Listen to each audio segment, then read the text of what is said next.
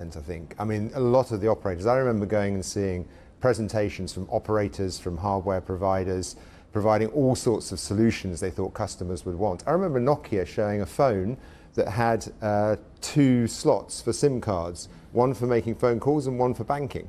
Never took off. So I think that you need to be the provider who is close to the customer, potentially. That's why Apple has been so powerful, because it's not only been a hardware provider, it's captured the customer as well.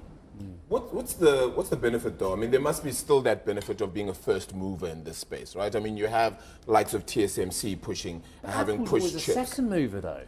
That's what I like about Apple. It never comes out first. What's the benefit as a first mover then? What is the benefit then as a first mover? Do you just hold the space down until everybody else jumps in and then hopefully take advantage of what everybody else is doing? Or is it a case of you build the infrastructure and you decide almost the path of that technology? I think it differs in different situations. You could argue that Microsoft was a first mover in the computer world. Yeah.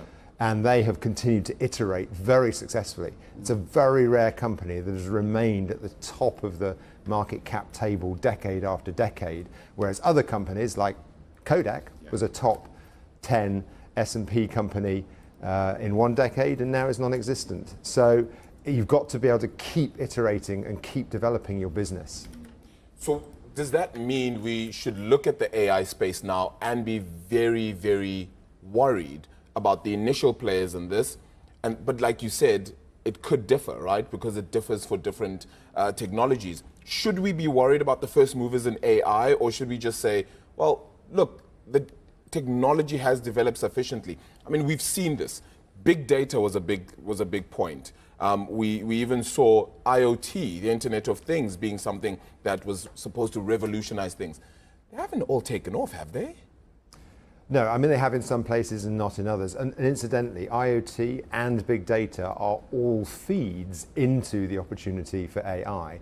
AI can only work effectively by getting more and more and more data. The example used is that of identifying a cat.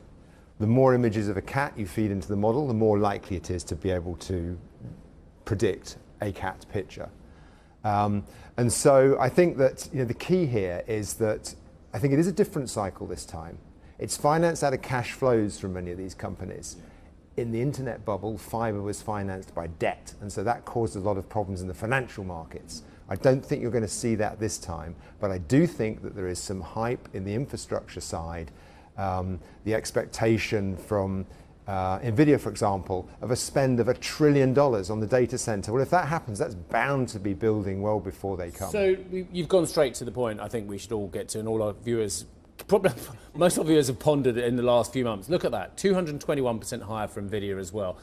Terrific company, doing terrific things with GPUs and kind of building a lot of that infrastructure, as you mentioned, with these huge investments as well. Is this a difficult buy? I mean, you're a technology specialist. Is it difficult to own this stock at the moment? So I think there are still many people who own this, and we still own some of it. Do you personally have any, I should ask you, disclosures? No, I don't. Family holdings or anything like that? No, absolutely none.